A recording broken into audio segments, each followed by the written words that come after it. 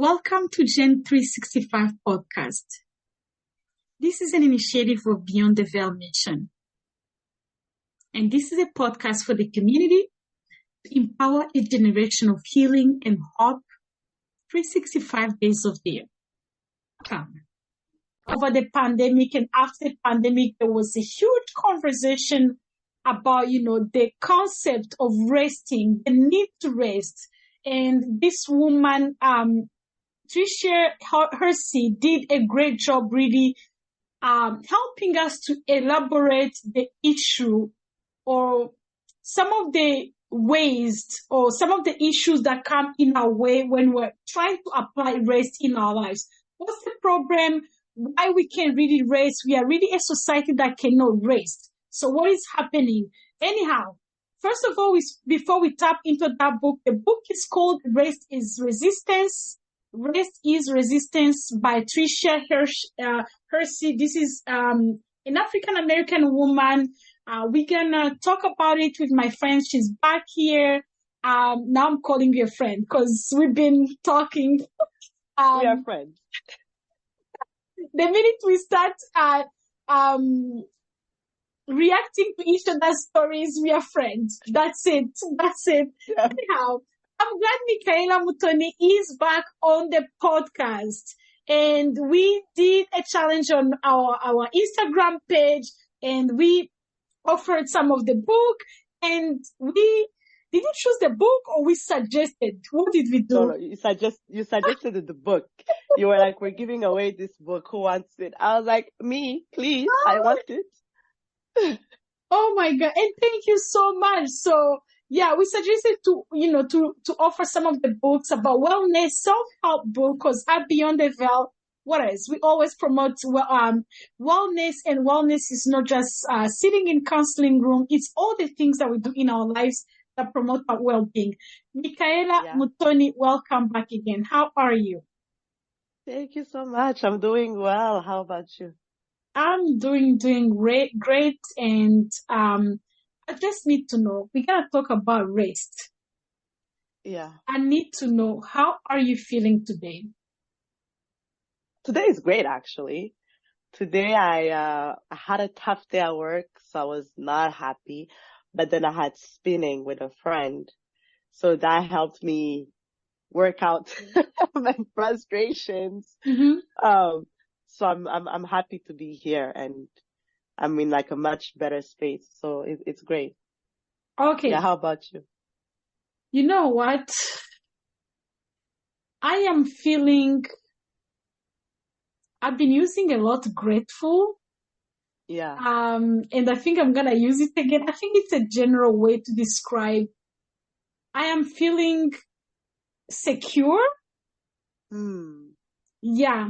I think literally I've been feeling secure, more grateful, content, and terrified.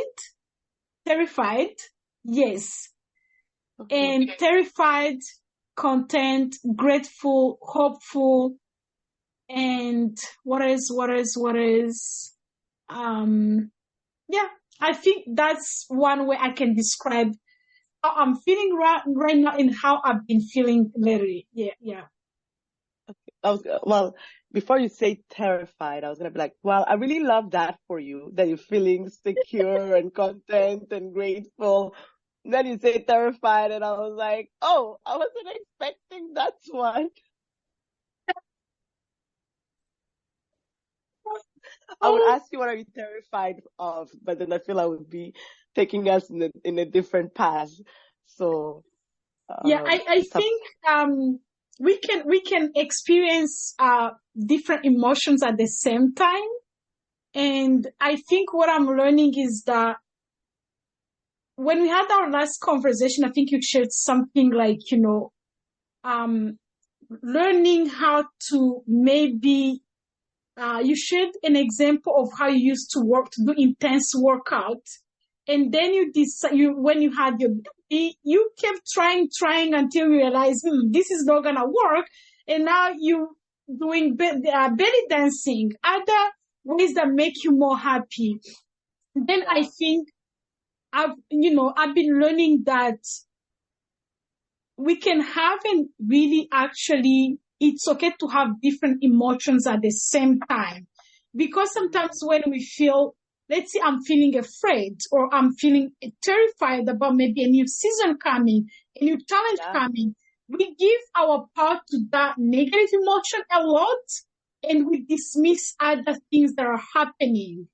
And what I'm learning is that I am terrified because it can be no good reasons, but I think my fear are for good reasons. Either Of course. new season, new challenge, new project coming up. Maybe they look way too bigger than what you are capable of and you're trying to stretch yourself. I'm terrified in that moment, but it does not dismiss the idea of, oh, I'm actually grateful that God can choose me for this type of work that I have no idea what to do with, but because I'm chosen for this, then I'm going to have to really either equip myself, figure out, but yeah, it's been helping me not to just give the power to the fear only, but also allow it to work hand in hand with other positive emotions that are happening in my life. Wow. Thank you for sharing that. That was really powerful. I'm like, yeah. We are ending up in the therapy room, right? Exactly. But I mean, that's what great conversations are, right? They're therapy. Anyhow, let's talk about this book. This is a review, but we don't want to do more of a review, but we want to discuss some of the interesting things that we found in the book that can be helpful to anyone who wants to read the book. And also we want to share our perspective. We want to share, how we think about the book.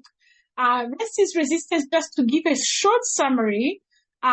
This is a book by Tricia Hersey. The book I would say that it explore different concept on rest, and it defines rest as a form of resistance.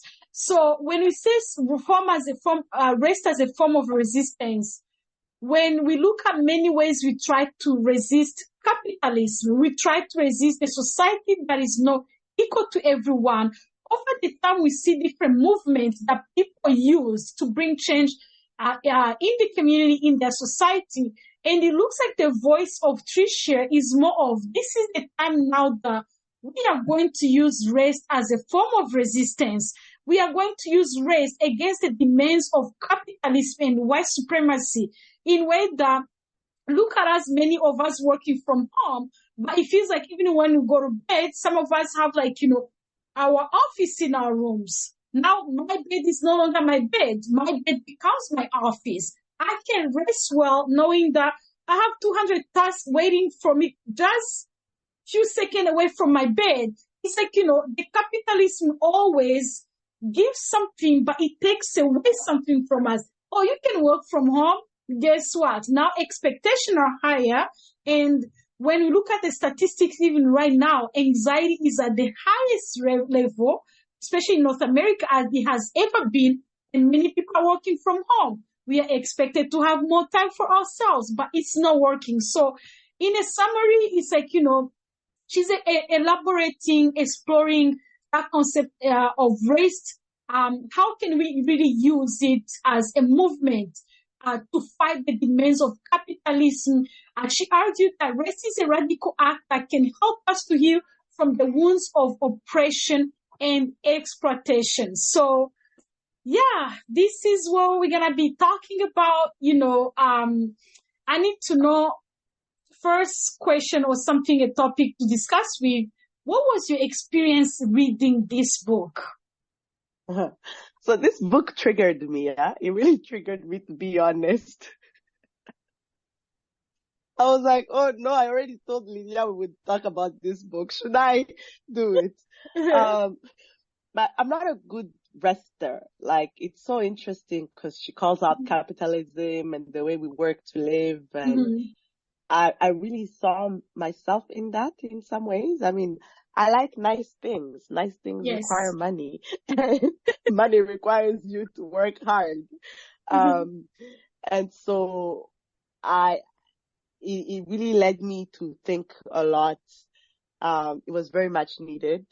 Mm-hmm. And it was the type of book like I would read and I'll be like, okay, that's enough for today. And I would change. Like I would go do something else because I was like, that was intense. I needed Yes. to process it. And then it was very much an activist book. Like I wasn't ready. I wasn't ready for that level of activism from her, like how she goes into like Black American history and like how capitalism and slavery and things like that. And obviously, like as an African person, as a Rwandan person, I don't necessarily share that experience with her. But I was able to kind of relate it to colonization and patriarchy. So I could still understand what she was saying. Yeah, I think this book can, you're right, it can really actually benefit a lot, especially people who are more interested in activism as well. And I think on my end, I really appreciated that wake up call to see that maybe the stress we deal with it every single day, maybe it's not necessary, especially for Black people, Black women, especially Black women. We are always trying to carry everyone on our shoulder, trying to solve all the problems. Oh, there is an issue in the society. Who's standing up first? Black women. Who's in prison? Who got Black women? And I think reading that book really helped me, especially I see myself as an activist. I see myself as a community worker. I was like, hey, you can really solve everyone's problem. Slow down.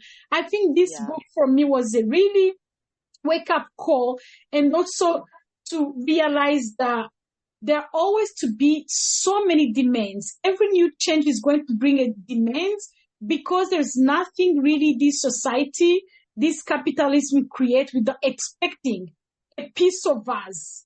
And how do I really disconnect from that? How do I really honor myself as a human being to decide what I can be part of it?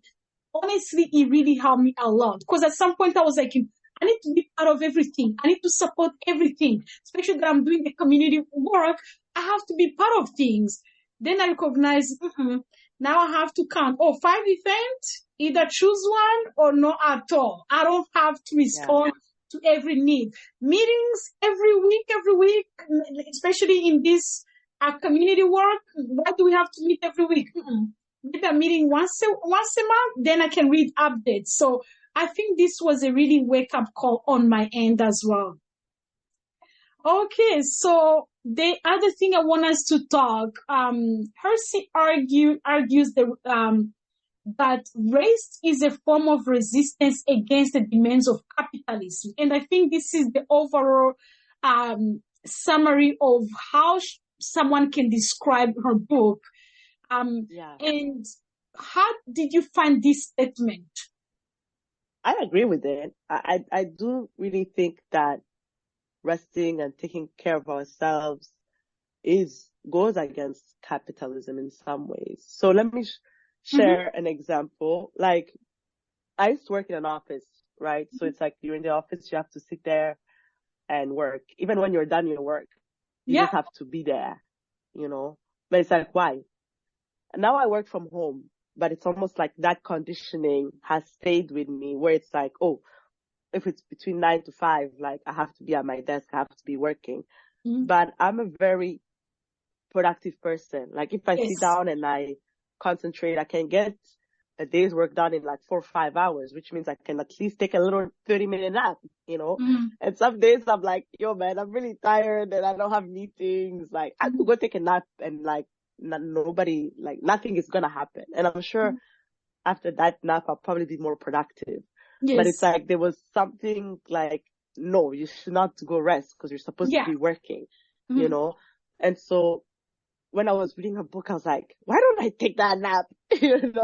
So now like every once in a while, I'm like, yeah, it's okay. I'm tired. Nap time. I'll go take the little nap, you know. And it's also very cultural, right? Like if you think about it in North America, it is a very capitalist type of setting, right? Where it's like work, work, work, work, work, work, work, right?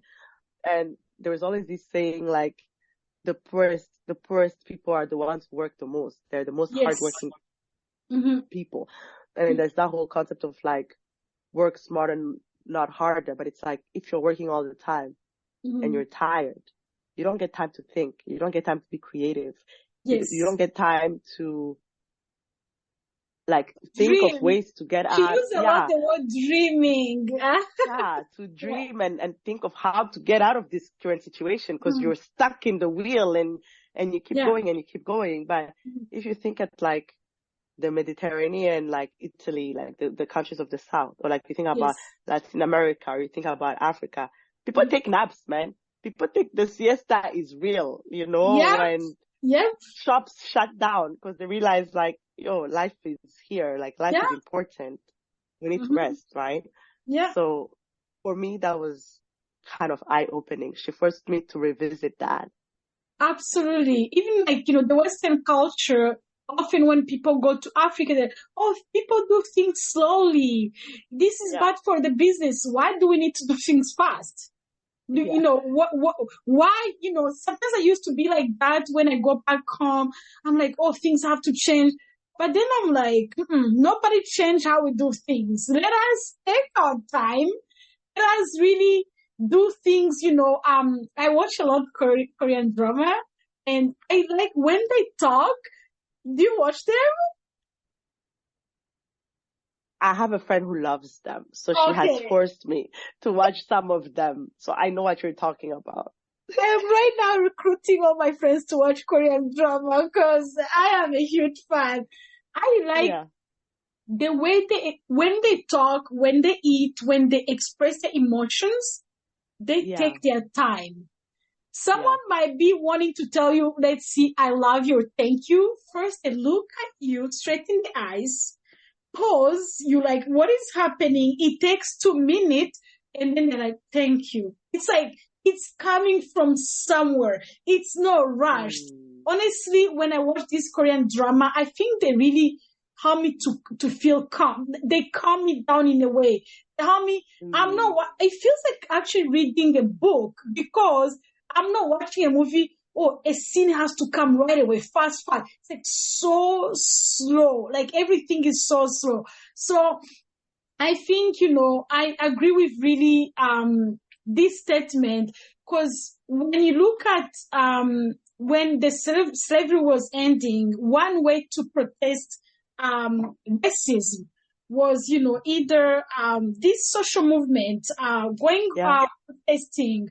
Even if you think about this Black Lives Matters protest, everything, but the new movement is rest.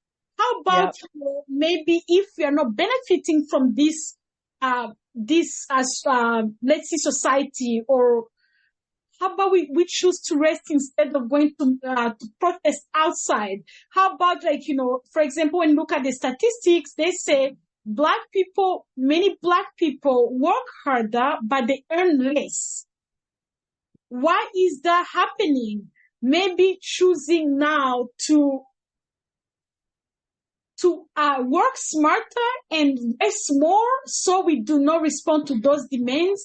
I think really this statement was really powerful and it's a new way to claim our right. It's a new way, you know, what do we have to come up with different organizations, so many things to respond to the failure of our government. What if we decide not to, so the government can do their job? Because we end up doing this work, many non-profit, the regulations, we can pay you to do this work. Guess what? All non-profit are doing the work the government failed to do. The people being paid in government office, they can't do their job, and now we have to start non-profit to fill in the gap, and we can't even be paid. And most of the people are experiencing burnout, working extra hours, and you're not even paid. So rest as a form of resistance, I think it is the way. Honestly, it is the way. And, you know, Let's tap into race being a political act. And I think that's what we're talking about. What are your thoughts on this statement? And I think on my end, I shared a piece of that. But for you, what do you think about that race being a political act? Yeah, I also agree with it. I think that rest sets women free. The way that I interpreted it as a political act is that there's so many expectations on women, right? Yes. I think that's like a result of the patriarchy, whether it's running the community organization, like you said, whether it's always being there for everybody, giving and serving, whether it's like being the main house person, like house manager, like being the main person who is active at the house, you know, like women are tired, you know. Yeah, we are tired. And they're still working and they're still taking care of the house. And you see it like old moms, like mamas, you know, and they're still doing as much as if they were like 30 years old, you know. And it's like, so when do they get to rest? Like, when do they get to slow down? And so for me, that's where resting is a political act, because you're like, you know what, I'm tired of the BS. Like, I'm gonna prioritize myself. I'm gonna prioritize my health care, my health first, because if you're not okay, if you're not rested, then nothing that you work on is gonna be what it could be, right? Like, you cannot give from what you don't have. Yeah. You know? Yeah, absolutely. I've been even reflecting on these conferences that never end. Conference about this, conference about that. She has a ministry called NAP Ministry, the author of the book. I follow it. And she organized events where people just come to sleep. Like, you sign up, and I'm like, take a nap. If there is any event like that, I'm gonna sign up, take my money, I'm just coming to sleep. And I'm like, you know, all these conferences, all these things, especially this summer, I had an experience. I attended Women Deliver Conference. It's one of the feminist conference around the world. I think this one was was it the sixth one so far? I think they organize it every 2 to 3 years, and Africa was the first time. It was big. It was like, I remember when I traveled to Rwanda, I took Ethiopian airline. When we landed in Ethiopia, I found myself like in the middle of so many women. And for some reason, I was like, I asked one of them, are you going to the Women Deliver Conference? She's like, yeah. And everybody started coming. The entire plan was women going to the conference, and we connected from there. And these were like over 6,000 women coming across the globe. And I attended many conferences. Every single day, there were like maybe over 100 of them. Like, it was so hard to even decide which one. And one thing each conference, I was like, is this solving the women issues? I'm like, all this money, there's this panel that really, you know, the experience overall was powerful, especially being in the space with women who are killing it from different various backgrounds. I think it was really a blessing to be there. However, I'm like, we are sitting here to solve women issues around the world. Then I'm like, this panel, they were discussing about, like, you know, access to grant, funding, and everything. Recognizing that 2% of the grant goes in people that goes to feminist organization, go into 0.5% in Black organization, the rest in people of colors that go everywhere, Asia, Mexico, all these other countries that are not white countries, labeled white countries. The rest goes in the work of organization led by white communities. Then I'm like, on this panel, we see women who are doing jobs supporting over 500 people. Guess what? Operating on a budget of $2,000. Like, and they're doing big work. I'm like, what's the purpose of these conferences? How about all this money we give it to maybe the next Women Deliver be on the field? We are going on the field rather than just sitting here using this money in these conferences. Do we need them? Yes. But the money we put in these conferences. Look at the UN assembly happening in US. You know, all this, I saw one of the person, I really get very passionate about this issue. I'm so sorry. I'm like, 100,000 global prize. He's advocating for refugees. Some of his family members are still in the refugee camp. I saw that one. Isn't this a scam of capitalism? This young man is going to go home celebrating UN. The UN is not really solving the real issue. So I think this topic, You are tired. You are tired. Yeah. You know, funny story. I thought I would work in non-profit until I realized it's a scam. And I was like, it's all right. I bought it, the capitalist lifestyle. I was like, I'll make money and then I'll donate. But you know what? I agree. I don't want to discourage you, but do you think I'm not discouraged? The dreams we come with in this world, thinking that we can save the world with this vision, this idea, it's okay. The thing is, you know, it's okay to do this work. However, when you see policies on this non-profit that make it impossible for the people who are actually doing the work, sometimes I'm like, you know, you get this grant, let's you get 100,000, but you realize that 60-70% of that money, you are required to use that money in administration, all these things. Maybe 20% go into doing the actual work. This is not a decision you make. This is a decision they make. And when I open my eyes, it's like, you know, all this support. Yeah. UN, global support for the minorities, people are facing poverty, vulnerable. Do they exist to solve the issues or keep us in our programs? So, anyway, let me not go there. Let's keep staying the book. But actually, so I'll say one thing and then I'll bring us back on track. Okay. I think what's important, and it ties into the rest conversation actually, is to recognize that you're doing the best that you can with what you have. Yes. You know, so like to give yourself grace around that, not even just grace, to like recognize that, you know, and also recognize that you cannot save everybody, like you said earlier, you know. So I think this helps when you believe in God too, because it's like, God put me here for this one purpose. Like, this is my focus. This is my mission. So I'm going to believe that there are other people to fulfill like all the other mission, because we don't live alone, right? Like we're not one person.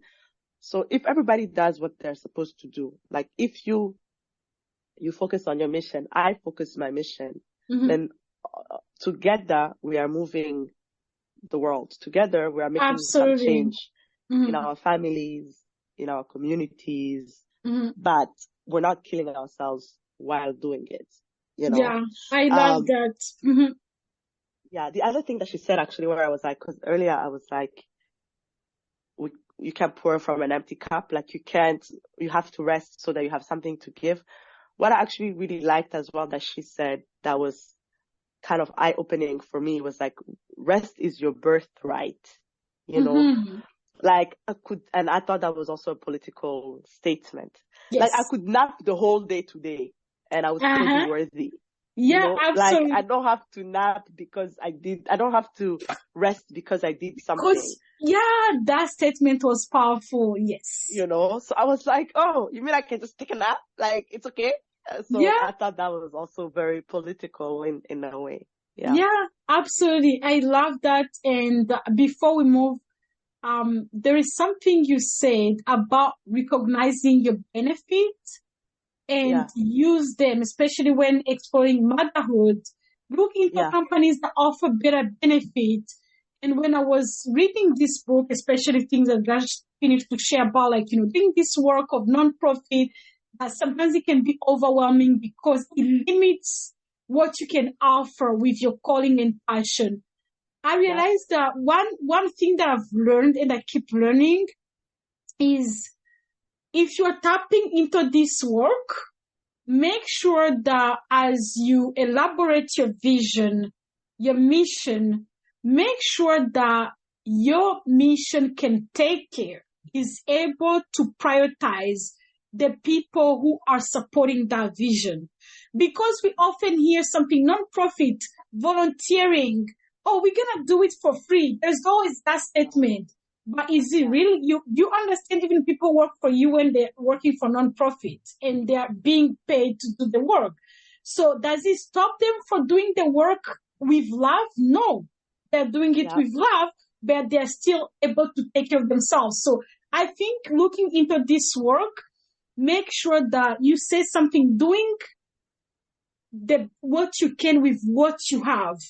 That means if you have your team, don't overwhelm your team in achieving a million things that you know that you can't afford to support them. You can't afford maybe to help them having that one day off to rest. So it is important to really elaborate your mission and mandate to be able to take care of the well-being of the people who are supporting the work and everything.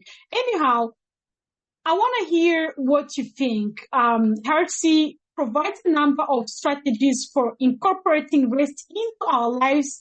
You know, some of the examples she talk about, you know, mindfulness, creating a routine, vacation, sleep, all these things we often hear. And I want to know, what are your thoughts on these strategies? You know, did she provide anything new? Because we always see all these self-help book be like, you know, 5 ways you can rest better, vacation, sleep, take care of yourself. Is there something missing, or she, you know, how can you compare the strategies she shared with other authors or other experts on rest? Yeah, it's so interesting because in her book, she actually kind of gives shade to all these self-help Instagram and all of these like self-help strategies, saying like it's very superficial, right? But for me, I think what helped me is how she said, you don't have to wait for the vacation to rest. You can rest now. You can rest today, you know, because I think for me, resting was always almost like an escape. It's like, oh, I'm going to go to Rwanda. That's where I'm going to go rest, you know. Yeah. But I'm not going to Rwanda tomorrow. Like, I'm going to Rwanda in 6 months or maybe next year, you know, like that's a big trip, like, you know. So what is it? So am I going to wait 6 months to rest? Like, what's going to happen in the in-between, you know? And so for me, it was like, okay, well, if I'm still here, if we're not going to Rwanda or going to a nice island, Cuba or something, like, what can I do right now? And that's actually where the idea of doing a staycation came. Yes. Because I could really, I was reading the book and listening to it as well. I was like, oh yeah, I could do something now. And initially I was like, this is stupid. I'm just going to stay home and do nothing. But it was the best thing ever because it gave me time to actually process all the mind stuff that I had, because I was always doing something. And then I had like this long mental to-do list that I hadn't worked on, you know. So it was great. And then another way that I think I've incorporated what she said is, like I told you a couple of weeks ago, I went to Montreal and I had a girls' weekend because I really was like, I'm tired. Like, I just want to spend some time with my friends, you know. And I think that was as a result as well of kind of listening to the book and reading the book and being like, I don't need to wait. I can figure out, there is something that I can do now to help me feel better. So for me, that was helpful. Yeah, absolutely. I think especially that her book touched more on the political side.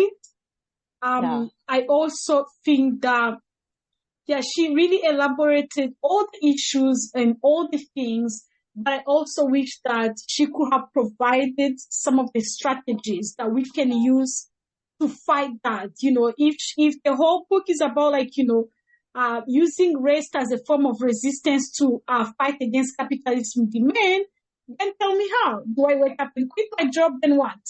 But although that's not the message, because sometimes some of the people never read the book, they have a misunderstanding that that's her message. but that's not her message. But sometimes it's like, we talked about, like, in our last podcast, how the village now is no longer free. Sometimes you're gonna use the means to be able to rest.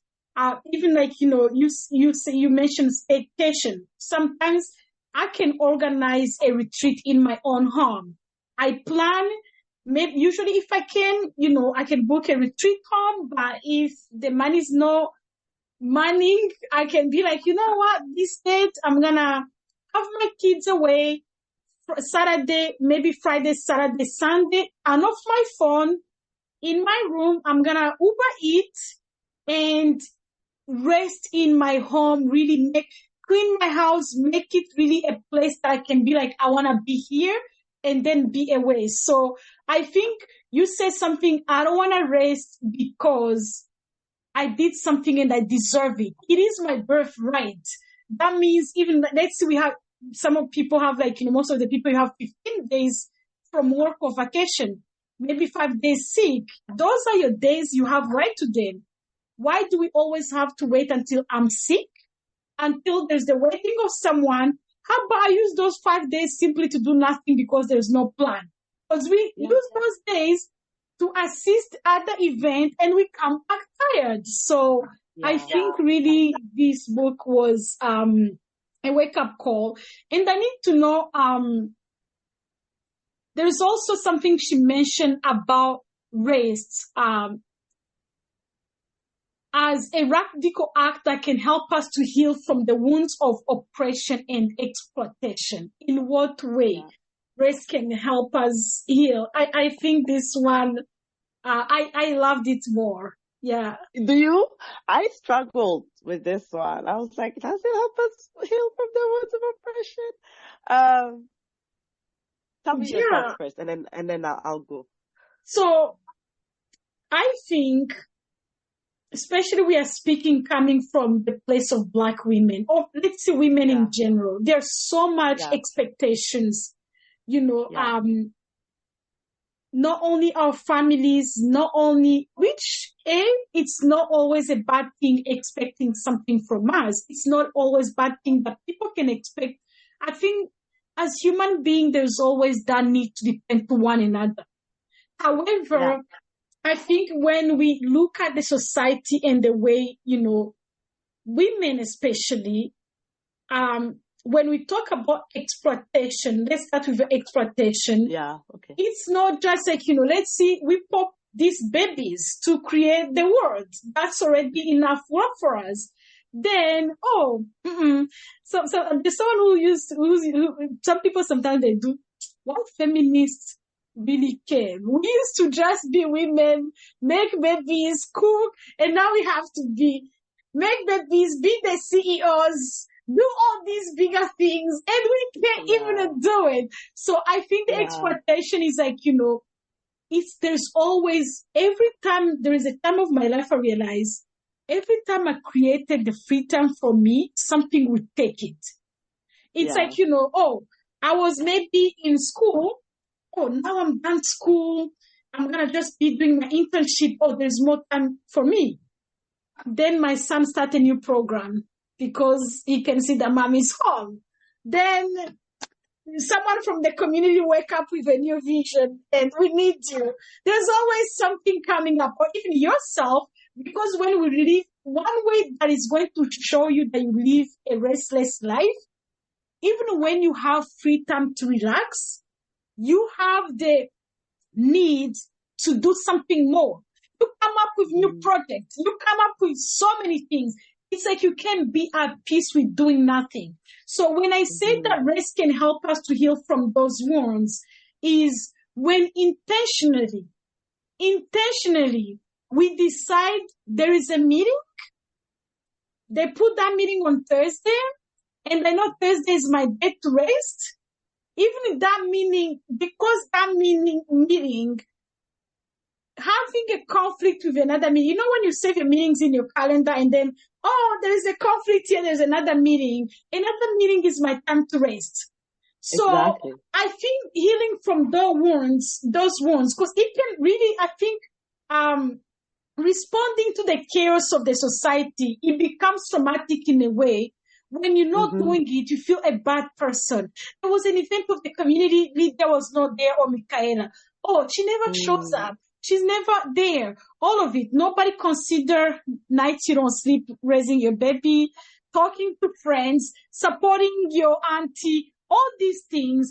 I think healing for me is healing from our mind that demand us from responding to all these needs. And the minute we can be able, and I think when she said that, it has become a wound in a way to respond to this stress, to respond to this need. Even if you think about our children, at some point I used to respond to their need all the time. Oh, my son want to go play soccer. Oh, let's go. You want to do that? Oh, let's go. Then I'm like, this cannot work. If my kids are in this program, one, this season, that's it. Next season, choose another one. This is what we can do. So I think, for some reason, it has become like, a part of our life to feel restless, and where calmness or rest becomes uncomfortable in our lives. And when you look at many people, even on the continent in Africa, look about the Black communities. Don't we have many projects? Many, multiple. Me and you, we know that. But tell me, most of these projects for years, they remain in the building stage, because we can really stop and focus on one maybe and make it bigger together. I meet Michaella, she tells me about the new podcast. I have an idea. Instead of, oh, Michaella, maybe can I come assist you because I'm so interested we do something. I'm going to start something too. I start a podcast, then I see Alice doing something. Oh, I'm going to do that too. So that's the restless mindset. And I think like it has become a wound. And until we really start applying rest in our lives, where you said it well, when I choose to rest, it is my birthright, and I don't even have to explain. Right now in the meetings, I used to be, oh, sorry, I'm not going to be available because my son has soccer. I'm like, unfortunately, I am not going to be available, and that's it. Is it because I'm going to go to sleep? None of your business. But rest has to be really a priority. Operation as well. All these things we experience, expectations. I'm going to say something that might put me to not a good place. But when I think about the new concept of Black excellence, I don't think I'm a fan of it. Because for me, that whole term of Black excellence we're selling everywhere, it's like now a message, or this culture of Black excellence, you have to really be someone who is achieving so many great things to fit in that category. We have it in schools now, high schools, Black excellence graduation, Black excellence work, senior entrepreneurship, all these things. We have to be careful. As long as we are inspiring the younger generation or even ourselves, but are we responding to this restless society that is demanding? And instead of healing these wounds, of really tapping into our birthright, resting so we can dream more, imagine more. Think about when you take a nap. Every time I see something that is over my head, I need a nap. Because from that nap, now I'm able to rewind my nervous system. I'm able to rest. Then I dream bigger. I tell people, do you know when I'm in Rwanda, how big I dream? Because I'm able to rest. I don't wake up stressing, I'm going to cook, I'm going to clean. My mind is able to rest. Most of the biggest projects I've able to achieve or create, most of them, I create them either when I'm on a retreat, when I'm somewhere I'm able to rest. So for me, haste is really a radical act that can help us to heal. Not even from oppression or exploitation, from anything. When you go to therapy, if I'm stressed out, my therapist first thing, Lydia, take a deep breath. Is that an invitation to rest? When I can rest, that's I'm telling my brain, let's think differently. Yeah, I hear you. Oh man, so many good things. And No, so I noted a couple of things because I was like, don't lose it, Yeah. don't lose it. So I hear what you're saying about exploitation and oppression. And I agree with you, especially with women, right? We talked about it earlier, like there's always this expectation that women are the end all of everything. And if you don't do it, and especially in community activities, I used to be involved a lot. Like Yeah. I was involved in high school. I was involved in university. I was involved as a young professional. I'm still a young professional as a single professional. But what you realize is that people will always take, like there is always going to be a need, right? Yes. And the need is never going to end. So Yes. you have to get to a point where you realize for yourself, like, is this still serving me? Am I still really into this? Am I still gaining from it? Or is it helping me achieve whatever I want to achieve? Yes. And if it's not, am I really staying in by obligation? Uh-huh. Because there will always be people who are disappointed, okay? Like, that's life. Because those people who are disappointed are most likely not doing anything. But, and it's okay to disappoint other people and to prioritize your own life, you know? So, I have it's learned okay that. to disappoint other people. I hope you all heard that. It's okay I'm learning to that. Yeah, but I want everybody to don't miss that part. Make sure you disappoint as many people as you can, please, for your success and your well-being. To prioritize yourself, like we cannot be forever people pleasers. Like that's not our lives, you know. And then it was so funny when you were talking about your kids and all the different activities. So I used to listen to Brene Brown's podcast before she finished Where is she? She needs to come back. I know. And then she was talking, there was an episode where she was talking about her kids' activities. And her kids are older now. So she literally sat them down and would be like, okay, you want to do all these? And then you want to do all this. I think she has two.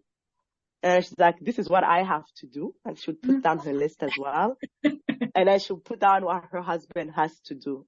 And then they would look at it and compare and decide like which one has to go. Yes. And then the kids would see like, oh, actually mom can't take me to all these activities or dad can't take me to all these activities. So she really taught her children like there is a consequence to everything. You can't just make all these demands and think like we have the bandwidth to just satisfy them endlessly. Like we are also human beings. So we are doing our best, but you have to work with us. And I thought that was so smart. Like I made a bookmark of that in my mind of like something I want to do once Imena is older and can understand what's going on, you know. And then Black excellence, I died when you said it, when you were like, I'm tired of Black excellence. And I can understand, right? Because I'm quite sure my colleagues are gonna end me because some of them are actually doing the big work in the Black excellence, and I'm like, it's good. Well, okay, so you said there's always a balance. They are doing really amazing work. Yes. Yeah. So two things. Like one, I think it's about context, right? I think that, let's say, like if we're in Rwanda, everybody is Black. The majority of people are Black. So their Black excellence is you're just part of being, right? Like for me, I always say, I realized I was Black when I moved to Germany because when I was in Rwanda, I was just Rwandan. I wasn't Black, you know? And so that's just, so if you're in Rwanda, you can be excellent, you can suck, you can just be a human being, you know?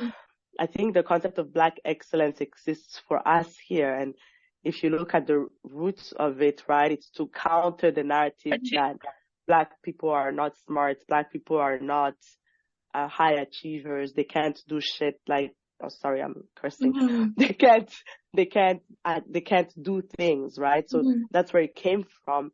But I would actually argue my second point that she would probably agree with you. I'm quite sure she would probably say that Black excellence has now become a slave of capitalism. Yes. Right? I'm sure she would agree with that. She would say, because the concept of Black excellence is like, we are always striving and we're always achieving.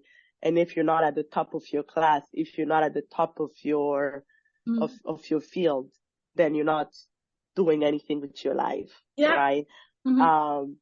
And she goes against that, right? Because it goes back again to her. She's all about just as you are worthy. Mm-hmm. You know, just as you are worthy of rest. So I totally understand what you were trying to say. And actually it's something that I have had to unlearn. Yes. You know, so funny story, like I did my MBA in New York, and then when I finished, I didn't have a job, you know, and I was really working hard to find a job, but I was an international student. So it was really hard because I needed an H-1B. And so I was like really focused on that. And then I was single.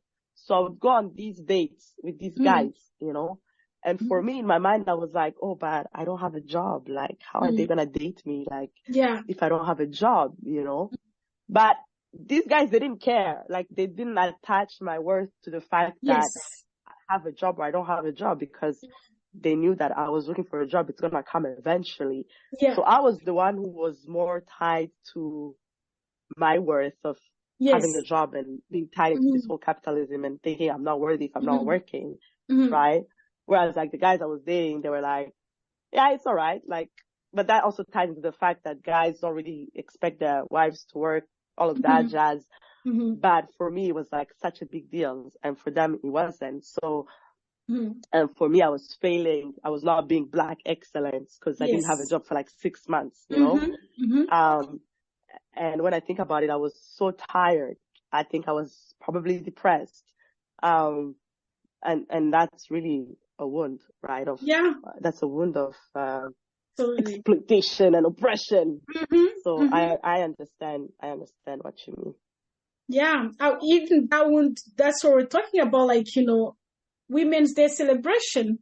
Who do we celebrate?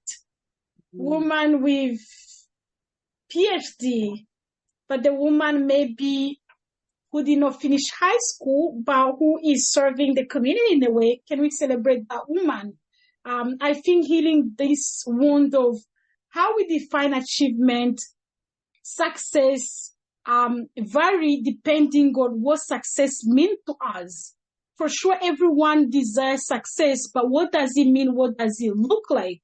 Someone having children, just maybe a simple work, being able to provide for their family, that's enough.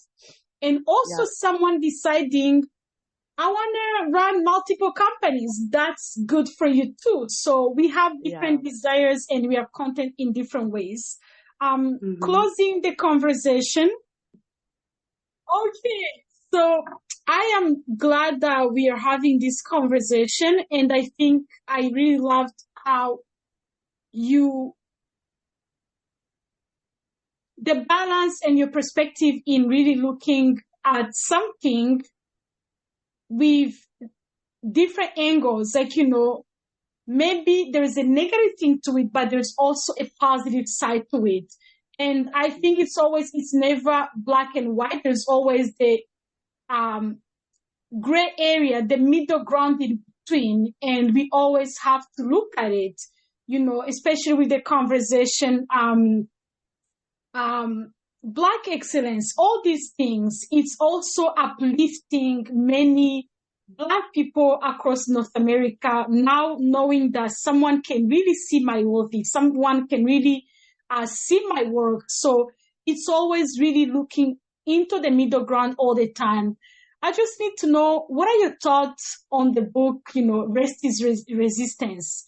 Do you think it's a book you can recommend to anyone, to someone who's looking into learning about the importance of resting? Yeah, definitely. I thought it was a great book. It gives you a different perspective.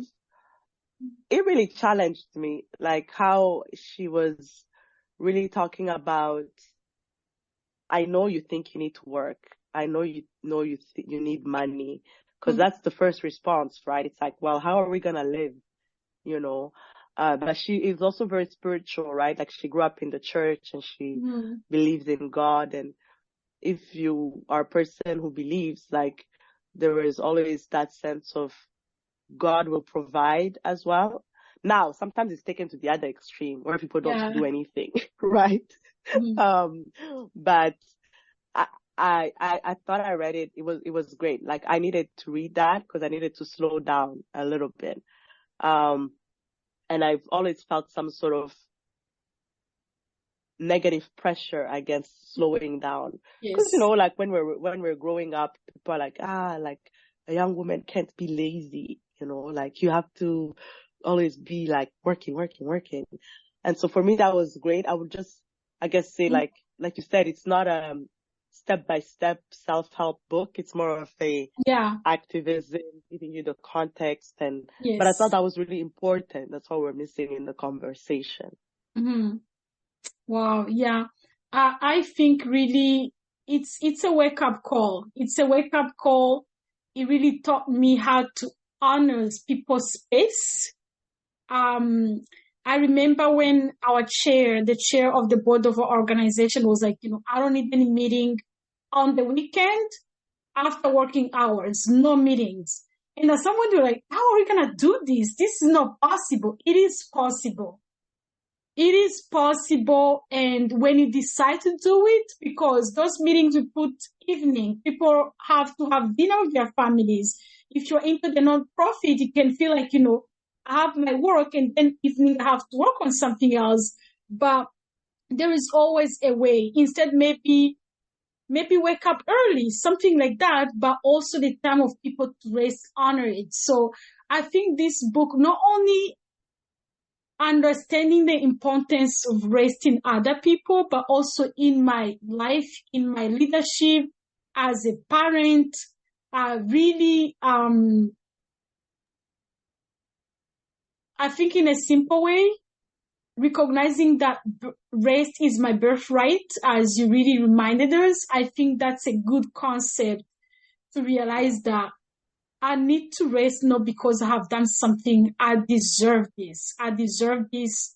Having even the confidence to not always explaining why we need to rest. If I'm talking to people in the group or anywhere, I need a day off. I don't need to explain why. It's for my day. I deserve it and nothing else. So anyway, to conclude, I'm curious to know. Every single book, when we read it, we always feel like, oh my God, I wish I could add something. I wish I can really, if I could rewrite this or maybe bring a second edition, this is what I can do. Yeah. Any chapter they think you can add to this book and why?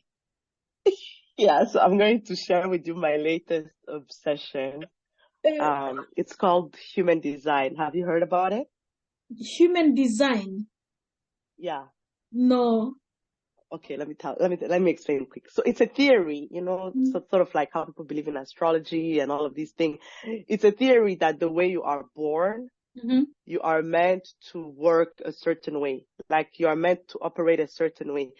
And the way that you, Lydia, you work is different than my way. Yes. But in the world, we are all expected to work within certain constraints, right? And so there are 5 different profiles in human design. There is a projector, a manifester, a generator, a reflector, and a manifesting generator. But it's all about energy. How do you gain energy? How do you express energy? And all of that. And for me in this book, it's like, I would add that chapter because it would explain how like physiologically, we also don't have the same energy levels. So for example, Sicho, he's a generator.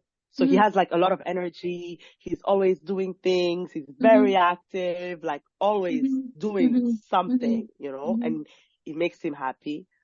I'm like a projector. I need a lot of rest, and for the longest time I was fighting that because I was like, but I'm supposed to be productive, and there was always like at the back of my mind, a voice that's like, oh my God, he's going to think I'm lazy. Oh my God, like, how they always tell you like, oh my God, if you're a good wife, you have to do this to be a good wife. You have to do that to be a good wife. Like, yeah. Like you, like, so at the beginning of like our marriage, I was always so stressed. Like he's going to think I'm so lazy. He wakes up earlier than me. All that conditioning until I realized like, I can't keep up with him. Like, I can't. Like, the amount of energy he has is nowhere equal to the amount of energy that I have. Yes. And so I'm never gonna catch up, and I need more rest than he does, and that's okay, And then also, like, this is my house. I can do whatever I want. Like, I don't have to do everything the way I grew up, And so I would just add a chapter that kind of looks at how do people operate, how are their energy levels, and then, because you might need more rest than I do, or I might need more rest than you do. And if we don't have that understanding that we operate differently, then there might be judgment around that, right? And so I feel like that would bring another layer of understanding. Yeah, that I think I appreciate that. I think you really came out with a better chapter, something that can add to this book, and I think it is really perfect, because even a personality trait wise, we are so different. I remember when I was taking a spiritual formation class, it was more how, like, seasonal, weekly, you have to always have that time, for yourself, quiet, silence, those things. It's good.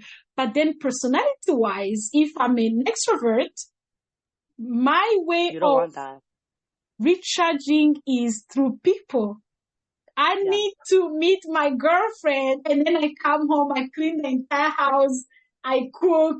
But if you keep me in one room, this is something, of course, I need, at the end of the day, we always need to recharge for a renewal. But at the same time, my energy is through a deep conversation from my girlfriend. When I'm cooking, we do that with my girlfriends. Oh, let's cook together. We talk, and then we finish 2 hours of cooking. As someone who's an introvert can be like, leave me alone. I need this time. It's been a while since I'm with people. I need some time for myself. So I think that's really my thought on what I can add, and with what you can add. I think yours is really, I think it's a very great perspective in ways that we are different, and how we are going to, to respond to the rest need is going to be different. On my end, for me, it's always money side. Like, if we're talking rest, they're going to be a part of money side. With whatever I have, any type of income, how do I, even like, encouraging to use our resources financially to actually practice that rest in our lives? Or also, how do we make it work? Because the village is no longer just people, it's many other things. I believe in signing up to the NAP conference. I don't want to say things that I'm not too sure, but most of these conferences of wellness, they cost a lot. They Come do. for a yoga day, $50, $150. Massage, $100. I think I needed a chapter on, no matter what, this capitalism taking all the money from us, and we are getting some as well. But I need to know, how do I really make it work? Especially using the aspect of financial resources to be able to access that. So I think your approach, that's really, stop fighting that idea, because me too, I can stay all night working, but don't wake me up early. I hate that. But unfortunately, my kids, I have to wake up. I have no choice. I know you don't have a choice. In a real world, I'm not a morning person. I can work until late, but don't wake me up early. So people are different, and thank you for that. Anyhow, we are so done. Anything to say to our audience? This was really, thank you. I think both conversation we had, it was really, I'm a very deep person, especially conversation wise. And I think talking to you, and I think someone who is going to listen from you, they're going to get that part. When you are really engaging in a conversation with someone and you really get more out of it, that's my experience, and thank you so much. Thank you. Thank you so much as well for having me. I think you're doing an amazing job, man. I hope you realize that.